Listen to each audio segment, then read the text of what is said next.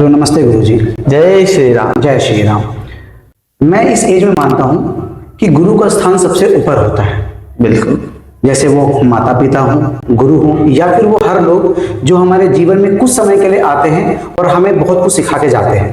बिल्कुल। तो इस संवाद के अंदर में हम श्री भगवान श्री प्रभु राम के बारे में हम डिस्कशन करेंगे हम इसके अंदर। बिल्कुल। तो गुरु जी, बिफोर डिस्कसिंग ऑफ रामायण, मैं कुछ मेरे सवाल मतलब कुछ मेरे मन में कुछ क्वेश्चंस हैं, तो मैं आपसे पूछना चाहता हूं कि जैसे कि आज के जो यूथ है, जो आज का एरा है, इसके अंदर में जैसे युवाओं में मेंटल हेल्थ बहुत ज्यादा डे बाय डे इंक्रीज हो रहा है। इसका मेन रीजन क्या है, मतलब कि, और इसका हम अध्यात्म से क्या इसको रिलेट कर सकते हैं कि हम अध्यात्म से रिलेट करें और यूथ थोड़ा सा इससे रिलैक्स करें। बिल्कुल। अभी जो समस्याएं चल रही यूथ में, जो उनकी मनोदशा है या फिर उनकी जो चीजें वो क्या देख रहे हैं, पहले हम क्या देखते थे, अभी हम क्या देख रहे हैं। अभी दिखाया जाता है जो लोग देखना चाहते हैं। अगर आप सोशल मीडिया की बात करें या फिर फोन की बात करें, तो अब लोग अभी वो चीजें देखना चाहते हैं जैसे वायरल हो कुछ, या फिर जिसमें खून खराबा ज्यादा हो। जो चीजें आप जैसा देखेंगे आपका दिमाग वैसा ही प्रोसेस करेगा। अगर हम बात करें अध्यात्म से, अगर आपको शांति चाहिए, आपको अपनी मनोदशा सही करनी है, तो उसके लिए अगर आप रामचरितमानस पाठ उठाइए, कोई भी पेज आप पकड़िए रामचरितमानस पाठ का, 5 चौपाई आप पढ़िए, आपके जीवन के सारे कष्ट वहां से दूर होते रहेंगे। आपका दिमाग भी शांत होगा, आपके मन की जो चंचलता है वो शांत होगी, आपका मन एकाग्र होगा। तो जो आपकी मनोदशा है, जो मेंटल हेल्थ है, वो सब आपकी सही होगी। अध्यात्म आपको हर उस चीज से छुटकारा पाने में मदद करता है जिस चीज से अभी आप परेशान हैं। चाहे आप पहले की बात अगर आप देखें, तो पहले उस समय फोन नहीं हुआ करते थे, तो लोग बाग किताबें पढ़ते थे, अपने आपस में बैठ के बातचीत करते थे, जिससे उन्हें एक दूसरे से कुछ सीखने को मिलता था, कुछ जानने को मिलता था। अभी सोशल मीडिया पर लोग कुछ भी देख रहे हैं, कुछ भी समझ रहे हैं, तो यूथ उसी तरफ जा रही है जो उनको दिखाया जा रहा है, बरगलाया जा रहा है जिस चीज को लेकर के। तो आध्यात्मिक रहें, अपने ग्रंथों के बारे में जानें, वहां पर पढ़ें। आप रामायण पढ़िए, आप गीता पढ़िए, जिसमें आपको सुकून मिले आप वो जरूर कीजिए। लेकिन आज ये भी देखने को मिल रहा है कि जिस तरीके से जो इंडिया है वो वेस्टर्न कल्चर है उसको अपना रही है, लेकिन हम ये भी अगर गौर करेंगे तो जो वेस्टर्न है वो हमारी संस्कृति को अपना रहे हैं। बिल्कुल। तो इसमें मतलब क्या है? क्योंकि सनातन धर्म वो अपना रहे हैं, क्योंकि उनको पता है कि सारा सार यही है, सब कुछ यही है, इसके परे कुछ नहीं है, सब कुछ समाया ही सनातन में है। आप देखें अभी स्कूल कॉलेजेस अगर आप देखें तो वहां पर इंग्लिश पढ़ाई जा रही है, फिर और भी बहुत सारे विषय पर अध्ययन कराया जा रहा है। संस्कृत और हिंदी वहां पर नहीं पढ़ाई जा रही है। उनको संस्कृति हमारी नहीं बताई जा रही है, उनको हमारा कल्चर नहीं बताया जा रहा है, उनको हमारी वेशभूषा नहीं बताई जा रही है। अगर आप देखें पहले गुरुकुल हुआ करते थे, तो गुरुकुल में तो हर इंसान मतलब हर व्यक्ति उस समय का, चाहे वो देवता रहे हों, चाहे वो गंधर्व रहे हों, चाहे किन्नर रहे, जो भी रहा, सब गुरुकुल गए हैं। उनको गुरुकुल में जो ज्ञान बताया जाता है, जो पढ़ाया जाता है, समझाया जाता है, उससे आप अगर देखें तो अब के कल्चर में क्या हो रहा है और पहले कल्चर में। भगवान राम का अगर आप देखें तो गुरु गृह पढ़ने गए 2 भाई, अल्पकाल विद्या सब पाई, भगवान तक पढ़ने गए हैं गुरुकुल में। गुरुकुल में गुरु का आदर है, सम्मान है। आजकल के कल्चर में ये नहीं है। अभी लोग बाग वेस्टर्न कल्चर फॉलो करते हैं, उनको पिज्जा खाना पसंद है, बर्गर खाना पसंद है, उनको ये वो सारी चीजें पसंद है जो हमारा है ही नहीं। जो हमारा है, जो शुद्ध है, वो हमें नहीं पसंद है। वो आप देखें तो विदेश वाले जो हैं वो सभी सब फॉलो कर रहे हैं, वो चीजें समझ रहे हैं, उनको पता है कि अभी हिंदू संस्कृति में क्या चीजें सीखने को है। आप देखें नॉर्मली अगर आप देखें तो एक साड़ी पहनी हुई स्त्री अगर आप देखें कभी, तो वो दर्शाता है संपूर्ण सनातन। मैं किसी वेशभूषा की बात नहीं कर रहा हूं, मैं बस आपको सनातन बता रहा हूं कि अगर आप देखें, आप तिलक लगाएं, तिलक लगाने के भी बहुत सारे फायदे। आप तिलक लगाएं, आपका मस्तिष्क हरदम एकाग्र रहेगा। आपको किस लक्ष्य पे आप जाना चाहते हैं, अपनी संस्कृति की तरफ आप जाएं, दूसरी किसी संस्कृति को आप न पकड़ें। पहले आप अपने आप को देखें, जो है संपूर्ण हम ही है, सब हम में समाया हुआ है। जैसे कि आज जैसे हमारे कल्चर में ये भी है, हिंदू में ये भी है कि जो चीजें हमारे काम में आती है हम उसकी पूजा करते हैं। जैसे कि हम पहाड़ की बात करें, हम पर्वत की बात करें, हम जैसे कि हम पानी की बात करें, बिल्कुल, हम लोहे की बात करें, इन सारी चीजों को लेकर के, क्योंकि इससे भी कुछ रिलेट कर सकते हैं क्या हम? ये हमारी चीजें हैं। जैसे पहाड़ अगर आप देखिए, आपने जल पानी इन सब की बात करी, तो अगर आप ये सब तो है ही पूजनीय हमारे लिए, क्योंकि 5 तत्व से तो हमारा शरीर बना है। छित जल पावक गगन समीरा, 5 तत्व से रचित शरीरा। छित जल पावक, पृथ्वी, जल, अग्नि, गगन, जमीन अर्थात हवा। इन 5 तत्व को मिला करके तो हमारा शरीर बना है। तो इन सबकी पूजा आपकी, आप हवा आपको राहत दे रही है, आप उसकी पूजा कीजिए। तो हर चीज की पूजा आपको करनी होती है। आप चाहे जल की कीजिए, जल भाई हमें, आप जल यूज करते हैं, उपयोग करते हैं, बिल्कुल प्यास बुझाने के लिए उपयोग करते हैं, आपके कार्य में आ रही है जी। उनके बिना आपका जीवन नहीं है। उसी 5 तत्व से आपका जो शरीर है वो बना है। तो आपको इनकी पूजा करना, पूजा किसी की भी कर सकते हैं। पूजा करने के लिए ऐसा नहीं है कि आप उनकी पूजा क्यों करो, इनकी पूजा क्यों करो जी, ऐसा कुछ नहीं है। आप सबकी पूजा कर सकते हैं। और ये तो 5 तत्व तो हमारे हैं ही, हम इसी में विलीन होंगे, इसी से हम पैदा हुए हैं। इसके बाहर कुछ नहीं है, इसके अंदर कुछ, सब कुछ यही 5 तत्व है हमारे लिए। बात करूं तो रामायण एक हमारे एंशिएंट का बहुत ही एपिक एक स्टोरी है। और सिर्फ एक स्टोरी ही नहीं है, ये इसके अंदर में ड्यूटी के बारे में, डिवोशन के बारे में और इसके बारे में भी सिखाता है कि कैसे हम बुराई पे अच्छाई की जीत के बारे में सिखाता है। तो इसमें आपका क्या कहना है? बिल्कुल, रामायण की अगर मैं सीख की बात करूं कि रामायण आपको क्या सिखाता है, क्या आपको जानना चाहिए, तो रामायण ही जीवन का सार है। कैसे आपका जीवन चलना चाहिए। और इसमें एक चीज और, मैं सॉरी इंटरप्ट किया मैंने आपको, कि इसके अंदर में एक चीज और भी कि रामायण से इस पीढ़ी, जो पीढ़ी छोड़ती भी जा रही है, इस पीढ़ी, ये पीढ़ी क्या सीख सकती है रामायण से? बिल्कुल, रामायण से सीख क्या सकते हैं, मैं आपको बताता हूँ कि रामायण एक मर्यादा की कहानी है। रामायण एक त्याग है। रामायण एक भाई का प्रेम है।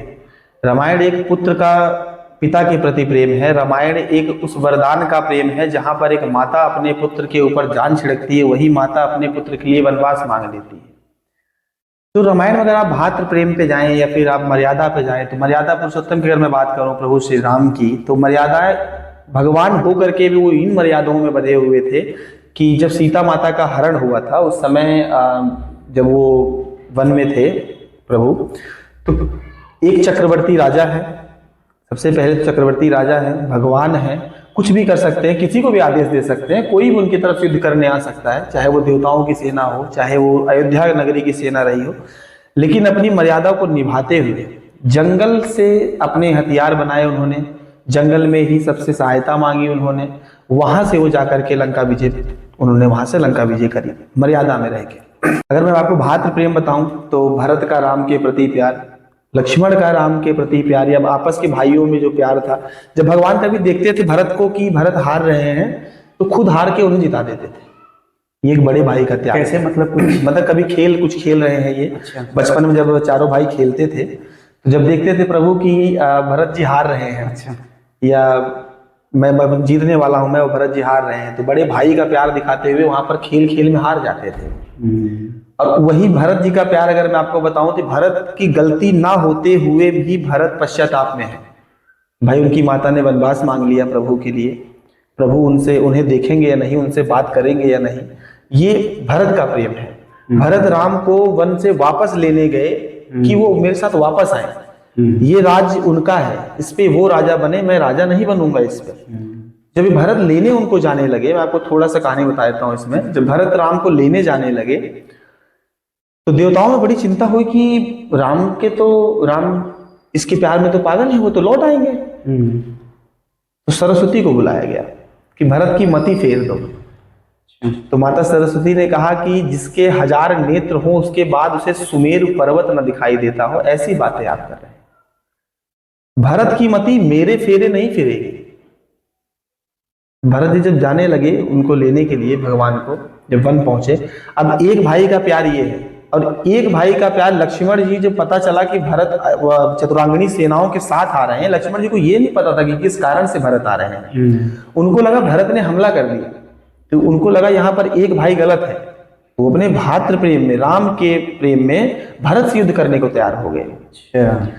जब भगवान राम का स्नेह, जब भगवान राम वन पहुंचे तो वन देवी ने पूछा कि प्रभु कुछ मेरे लिए आदेश आपका, कुछ आप मुझे कहना चाहते हो तो आप मुझे आदेश दीजिए कुछ। तो भगवान बोले कि आदेश तो कुछ नहीं है, बस आपसे विनती ये है कि अपने रास्ते आप थोड़े से कांटे हटा देना वहां से। तो वन देवी को जिज्ञासा हुई, बोली कि मैं, आप तो आ गए, अब किस बात के लिए कांटे हटाने हैं?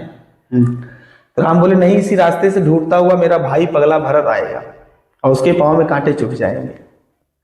तो वन देवी बोले कि अयोध्या का राजा इतना कोमल है कि उसके पांव में कांटे चुभ जाएंगे? तो भगवान बोले कांटे उसका कुछ नहीं कर सकते। उसकी छाती से टकरा करके तो इंद्र का वज्र भी टूट सकता है, लेकिन अगर उसको पता चला कि अगर उसके पांव में एक भी कांटा चुभा तो वो ये सोच के प्राण त्याग देगा भरत कि मेरे कारण मेरे भैया को ये कांटे चुभे होंगे। जब भरत जी प्रवेश करते हैं वन में, कोमल चरण चलत बिनुपनहि, भई मृदु भूमि सकुची मन मनहि। कोमल हो गई थी धरती कि भरत को ये एहसास ना हो कि भैया राम के पांव में कांटे चुभे होंगे। ये भाई का बलिदान था। उनका खड़ाऊ ले आकर के 14 वर्ष खड़ाऊ राज करी है उनके सिंहासन पर, और वो सिंहासन पर कभी नहीं बैठे। भैया जो राम थे वो वन में थे, घास की झोपड़ी में रहते थे, घास के बिस्तर पे सोते थे। तो भरत कभी महल में नहीं सोए। भरत ने अपनी अलग से कुटी बनाई, पर्णकुटी बनाई थी भरत ने भी। राम जमीन पे लेटते थे, भरत जमीन में गड्ढा करके उसमें लेटते थे कि भैया के बराबर मैं नहीं लेटूंगा। ये सीखना चाहिए यूथ को, भाई के प्रति क्या प्रेम होना चाहिए। बिल्कुल, मतलब कि आज जो है, आज के टाइम पर जो छोटे से जमीन विवाद के लिए भाई भाई से लड़ जाता है, बिल्कुल यहाँ तक कि हत्या तक कर देते हैं। बिल्कुल, लेकिन यहाँ से हमें सीखनी चाहिए बिल्कुल सारी कुछ चीजें। आपको यहाँ सीखना चाहिए कि जमीन के लिए, आज छोटी छोटी जमीन के लिए एक भाई दूसरे भाई को मार देता है, वहीं पर एक भाई पूरा राज्य छोड़ के बैठा हुआ है कि मेरा भाई आएगा तो वही सिंहासन पे बैठेगा। सब राम राज्य मांगते हैं, राम को राज्य मजबूत करके देने वाले भरत है। भरत जी का त्याग इतना बड़ा था कि जो भैया मतलब राम के उनके खजाने से कुछ लेते नहीं थे। वो जो जौ वो गाय को खिलाते थे, जब गाय गोबर करती थी जो खड़ा जौ निकलता था, गोबर में से धुल के उसकी दलिया बना के वो खाते थे कि ये भैया का साम्राज्य है, मैं इसमें से कुछ नहीं ले सकता। एक टाइम नगर, पूरा नगर अयोध्या एक टाइम भोजन करता था बस। तो राम को मजबूत राज्य बनाकर देने वाले भरत है। त्याग आप इनसे सीखिए, भक्ति आप हनुमान से सीखिए। रामायण दिखाती है आपको भक्ति कैसी होनी चाहिए, हनुमान जैसी भक्ति होनी चाहिए। माता सीता ने हनुमान जी को बहुत सारे आशीर्वाद दिए, अजर अमर गुण सुतनिध हो, कि तुम अजर रहो, अमर रहो, गुणनिधि के खान रहो। कुछ भी अच्छा नहीं लगा। जैसे ही बोली कि राम का स्नेह तुम पर सदा रहे, हनुमान जी खुश। भक्ति है उनकी, भक्ति आप वहां सीखिए, आप त्याग देखिए। तो ये रामायण से आप सीखिए। रामायण यूथ को ज्यादा फॉलो करनी चाहिए। जो अपनी संस्कृति आप खो रहे हो, आप यहाँ से सीखिए। आपका जो मार्ग है वो और सुगम हो जाएगा। एक मेरा और क्वेश्चन है आपसे, जैसे कि 4 युग हैं, लेकिन कलयुग को और जो युग हैं उनसे कंपैरिजन में इसको कष्ट बहुत ज्यादा बताया जाता है। कलयुग में पीड़ा बहुत ज्यादा है, और ये भी कहा जाता है कि और युग से बहुत आसान है भगवान को प्राप्त करना कलयुग के अंदर में, ऐसा कहा जाता है। बिल्कुल, एक्चुअली जब कलयुग स्टार्ट हुआ था, कलयुग की स्टार्टिंग जो है राजा परीक्षित जो थे उनके बाद ही कलयुग आया था। वो आखिरी राजा थे, वो जो पांडवों के वंशज में आखिरी थे, राजा परीक्षित। तो राजा परीक्षित जी एक बार भृंगी ऋषि के पिताजी वहां पर तपस्या कर रहे थे, तो उनके गले में उन्होंने सर्प डाल दिया था। उसके कारण ये था, जब कलयुग द्वापर से मतलब जब द्वापर युग खत्म हो रहा था, कलयुग प्रवेश कर रहा था, तो राजा परीक्षित इसने पूछा कि अब आपके मतलब मुझे यहाँ पर कोई स्थान दिया जाए कि जब मैं यहाँ पर रह सकूं। तो राजा परीक्षित ने बड़ा सोचा कि मैं इसे क्या स्थान दूं, तो उन्हें स्थान दिया वो वैश्यालय, मधुशाला और सोना। आप इन 3 जगहों पे भी रहो जब तक मेरा राज है, तब तक आप कलयुग में मतलब तब तक आप प्रवेश नहीं कर सकते। तो जैसे सोना बोला उन्होंने, तो वो राजा परीक्षित के मुकुट में समा गया और उनसे फिर पाप कराने लगा। तो जो मुनिवर तपस्या कर रहे थे, तो उनके गले में उन्होंने सर्प डाल दिया ले जाकर के। तो जब भृंगी ऋषि आए, तो वहां पर लौट के जब वो आए तो देखा कि उनके पिता के गले में सर्प डला हुआ है। तो उन्होंने श्राप दे दिया बिना जाने समझे कि जिसने ये किया उसकी मृत्यु तक्षक नाक काटने से हो जाए। तो जब राजा परीक्षित का देहावसान हुआ, जब स्वर्गवास हुआ, उसके बाद कलयुग प्रवेश किया।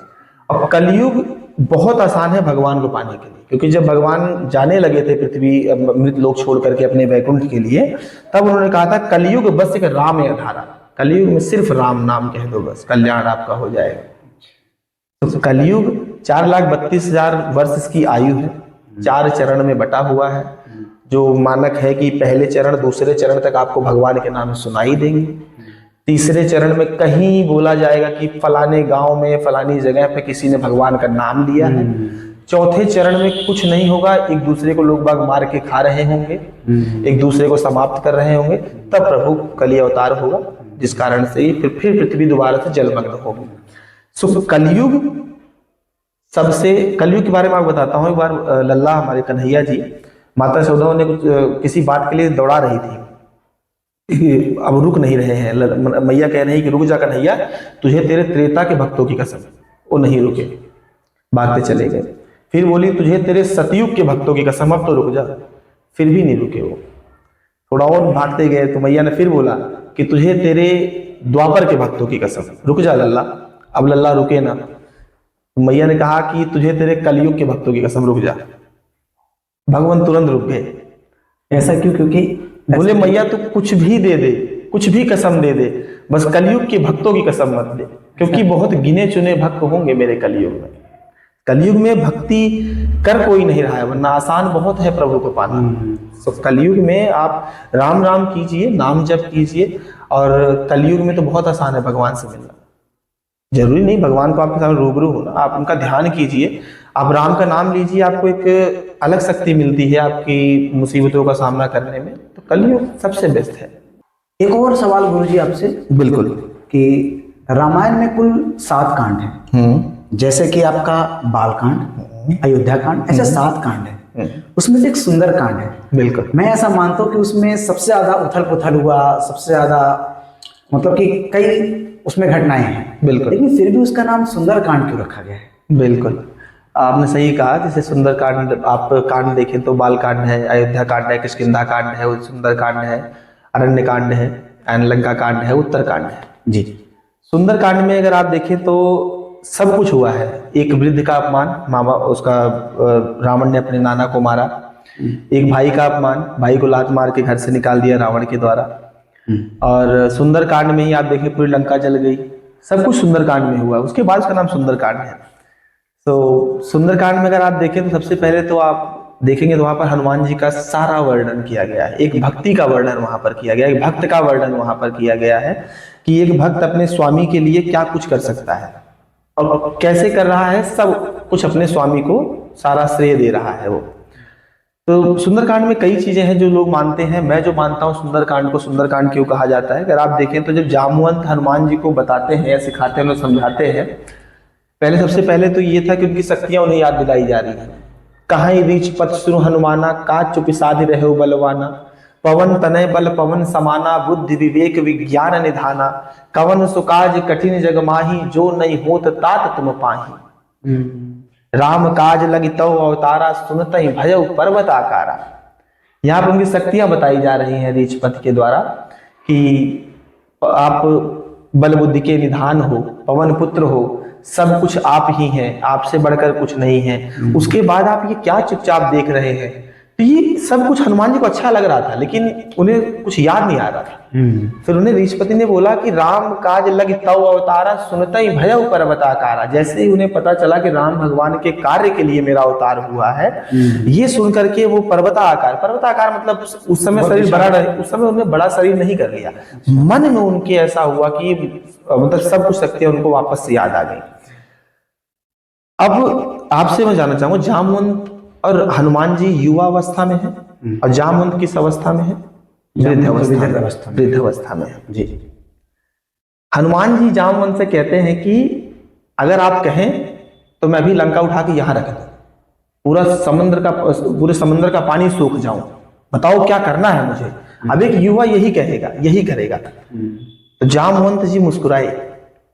जामवंत ने कहा, इतना करो तात तुम जाई, सीता कैसे प्रभु सुनाई। इतना करो कि आप जाओ और सीता माता की बस सुधि लेकर के आओ, बस और कुछ मत करो। सुधी मतलब उनके बारे में पता करके आओ और आकर के प्रभु को वो बताओ, इसके अलावा आप कुछ मत करो। जब किसी वृद्ध के द्वारा दिखाए गए मार्ग पर कोई युवा चलेगा तो उसके हाथों से सदैव सुंदर कांड ही होंगे। यही कारण है कि इसको सुंदर कांड कहा जाता है कि वृद्ध के रास्ते पर जा रहे हैं। और दूसरा जो मुझे और भी ज्यादा पसंद है वो ये है कि अगर आप जैसे नॉर्मल, अगर मैं आपको बताऊं कि अगर आपसे कोई पूछे आप क्या करते हैं, तो आप बताएंगे कि मेरा एक कोचिंग है, मैं कोचिंग पढ़ाता हूँ। जो भी आप करते हैं, जो भी आपका प्रोफेशन होगा वही कहेंगे। मैं यहाँ काम करता हूँ, मैं वहां काम करता हूँ, मैं कुछ भी कहूँगा। लेकिन अगर किसी से पूछा जाए तो बोलेंगे कि मैं यहाँ पढ़ा हूँ, मैं ऑक्सफोर्ड यूनिवर्सिटी में पढ़ा हूँ, ये किया हूँ, वो किया हूँ। वर्किंग कहाँ हूँ? टाटा स्टील, वर्किंग कहाँ हूँ, अमेरिकन एक्सप्रेस। तो जो आपका मूल है तो अमेरिकन एक्सप्रेस है ना, आप क्या करके आओगे मुझे क्या पता उससे। जब हनुमान जी माता सीता से मिलते हैं तो ये नहीं कहते कि मैं 5 तत्वों में एक तत्व पवन का पुत्र हूँ, अंजनी का पुत्र हूँ, बलशाली हूँ, ये हूँ, कुछ नहीं कहते। बहुत सीधा सा इंट्रोडक्शन देते हैं, राम दूत मैं मात जाने की, राम का मैं दूत हूँ माता, यही मेरी पहचान है। और यकीन दिलाने के लिए सत्य शपथ करुणा निधान की, कसम उन्हीं की खा रहे हैं। अच्छा। कि उन्हीं की शपथ में उन्हीं का दूत हूँ, उसके अलावा मेरी कोई पहचान नहीं है। जो भी मैं कर पाऊंगा वो सब प्रभु की कृपा है, इसके अलावा कुछ नहीं थी। आपका सुंदरकांड, सुंदरकांड बहुत सारी चीजें हुई थी जो एक्सप्लेन हम करेंगे तो बहुत ज्यादा हो जाएगा। बाकी सुंदरकांड में आपको हर चीज मिलेगी। आप सुंदरकांड पढ़ेंगे जब तो आपको बहुत ही ज्यादा पॉजिटिव वाइब्स आएंगी, आप उसे ट्राई करेंगे। इसके अंदर में मैं कुछ रामायण के बारे में भी हमारे युवा को, जो हमारे व्यूअर्स हैं उनके बारे में, क्योंकि आज की युवा तो बहुत रामायण के बारे में नहीं जानती है, अगर आप शॉर्ट में इसके बारे में वो इसलिए नहीं जानते, उनको हम नहीं बताते हैं, उनको हम वहां से दूर कर रहे हैं, गलती हमारी है। आप उनको जो पढ़ाएंगे वो पढ़ेंगे क्यों नहीं, आप उनको बताइए। अभी आप देखिए तो सब पुरुषार्थहीन चीजें देख रहे हैं, पुरुषार्थहीन। हैरी पॉटर देख रहे हैं, उसमें क्या पुरुषार्थ है? पुरुषार्थ तो आप राम में देखिए, पुरुषार्थ राम में है। आप यूथ की गलती तब होगी जब उनको दिया जाए साधन, वो उसको उपयोग ना करें। उनको तो बताया ही नहीं जा रहा, उनको दिखाया कुछ और, जो जा रहा है वही तो देख रहे हैं वो। उनको आप रामायण दिखाइए, उन्हें आप महाभारत दिखाइए। रामायण और महाभारत अगर आप देखें तो रामायण में त्याग है, महाभारत एक कर्म है। जब कोई भाई अपने भाई के लिए राज छोड़ देगा तो वहां रामायण घटेगी, और जब कोई भाई अपने भाई को सुई की नोक बराबर जमीन देने को तैयार नहीं होगा तो वहां पर महाभारत घटित होगी। ये दुर्योधन ने किया था कि मैं सुई की नोक जितनी जमीन नहीं दूंगा, तो वहां महाभारत घटेगी। अब देखना है कि यूथ देखना क्या चाह रहा है, वो देख क्या रहा है, उन्हें दिखा क्या रहा है, उन्हें क्या करना चाहते हैं, उन्हें आप दिखाइए, उन्हें आप बताइए कि रामायण का महत्व क्या है, उन्हें आप बताइए महाभारत का महत्व क्या है, उन्हें आप बताइए भाइयों के प्रेम क्या होते हैं, उन्हें आप बताइए भक्ति क्या होती है। आप उन्हें समझाइए, उन्हें आप उपदेश गीता पढ़ाइए, उन्हें आप जो पढ़ाएंगे वो पढ़ेंगे वो। तो यूथ को तब हम गलत कहेंगे जब उनको हम बता नहीं, जब उनको बता रहे हो तब वो उसका पालन ना कर रहे हैं। तो रामायण से सब कुछ सीखने को आपको मिलेगा। आप रामायण पढ़िए, आप गीता पढ़िए, सब चीज आपके लिए है, हर चीज आपके उपयोग के लिए है। अब इसमें क्या हो जाएगा? अब क्या, बस गुरु वाला हो गया, बात खत्म। और क्या है? लेकिन ऐसे एक क्वेश्चन और है मेरा कि आज के हम टाइम पे अगर हम देखें तो आज के बच्चे, जैसे हम पहले की बात करें हम तो 5 साल की अवस्था में बच्चों को गुरुकुल भेजा जाता था और उनको सबसे पहले शिष्टाचार सिखाया जाता था। बिल्कुल। लेकिन आज के टाइम पर वही बच्चे भूलते हुए जा रहे हैं। बिल्कुल। तो मतलब किस तरीके से आज हाँ, गुरु का अपमान कर रहे हैं, हर चीज। बिल्कुल बिल्कुल, मैं बस सहमत हूँ। सबसे पहले तो आपने मुझसे सवाल पूछा उसके लिए थैंक यू। एंड आपको बस पता, मतलब ये कहना चाहूंगा, जो आपने ये सवाल पूछा, इस सवाल जब मैं यहाँ पर इसका जवाब दूंगा तो आपके पॉडकास्ट के जरिए जो यूथ सुन रहे हैं, जो समझ रहे हैं, वो आप एक बहुत ही अच्छा कार्य कर रहे हैं कि उनको एक ये नॉलेज मिल सके, ये समझ सके। अगर मेरे बोलने से और आपके इतने अच्छे कार्य को शुरू करने से अगर किस युवा हमारे बदलते हैं या उनको कुछ अच्छा सुनने को, समझने को मिलता है, thank you so much to you कि आप ऐसा कुछ कर रहे हैं उसके लिए। And thank you so much, and आप ऐसे करते रहें इसको। और दूसरा आपका जो सवाल था उसके लिए मैं आपको बताता हूँ कि जैसे कि आपने मुझे बताया बिल्कुल कि पहले गुरुकुल में बच्चे आते थे, उनको शिष्टाचार बताया जाता था। अभी के बच्चे जो है गुरुओं का अपमान करते हैं, जबकि उपदेश देगा ही गुरु, ज्ञानी बनाएगा ही आपको गुरु। हर बच्चा आईपीएस नहीं बन सकता, लेकिन हर बच्चा स्टूडेंट बनेगा। उसी तरीके से जब स्टूडेंट है वो, तो उसको ज्ञान के मार्ग पे ला कौन रहा है? गुरु। उसकी पहली नींव रख रहा है गुरु, उसको बता रहे हैं कैसे पढ़ना है, क्या करना है। मतलब अगर आप देखें तो कबीरदास जी का एक दोहा है, मैं आपको बताता हूं कि गुरु गोविंद दो खड़े काके लागू पांव, बलिहारी गुरु आपने गोविंद दियो बताए। कि गुरु गोविंद दोनों खड़े हैं, मैं किसके पहले चरण स्पर्श करूं? तो गोविंद मतलब भगवान जी कहते हैं कि सबसे पहले गुरु को प्रणाम करो। तो गुरु का महत्व भगवान से भी ऊपर रखा गया है। जैसे अगर आप देखें तो यहीं पर है कि कबीरा हरि के रूठते गुरु के शरणे जात, कहत कबीर गुरु रूठते हरि न होत सहाय। कबीरदास जी कहते हैं कि अगर भगवान रूठ जाए, भगवान गुस्सा हो जाए, तो मैं गुरु के चरण में चला जाऊंगा, गुरु की शरण में चला जाऊंगा। लेकिन अगर गुरु रूठ जाएंगे तो भगवान मुझे नहीं बचा सकते। तो अपने गुरु का सम्मान करो, गुरु वही नहीं, सिर्फ आपके मास्टर ही गुरु नहीं है, वो हर व्यक्ति आपका गुरु है जो आपको कुछ ना कुछ सिखा दे, कुछ भी एक ऐसी इंफॉर्मेशन आपको दे दे जो आपके काम आ जाए। माता पिता भी आपके गुरु है, पहली बोली आपको वो सिखाते हैं, जो आपको ज्ञान दे वही गुरु है। गुरु अपनी झोली में कुछ नहीं रखता है, वो अपने शिष्य को हर चीज देता है कि उसका शिष्य उससे भी बड़ा आदमी बने। मतलब कि हम ज्ञान का मतलब हम सबसे पहले हम शिष्टाचार को रख सकते हैं। शिष्टाचार सबसे पहले होना चाहिए, लोगों से बात करना कैसे आना चाहिए, बड़ों का सम्मान, छोटों से प्यार, ये भी सब गुरु ही आपको सिखाएगा। जो आपको कुछ सिखा दे वो गुरु है। बहुत अच्छा रहा आपसे संवाद, बहुत अच्छा लगा। जय श्री राम, जय श्री राम।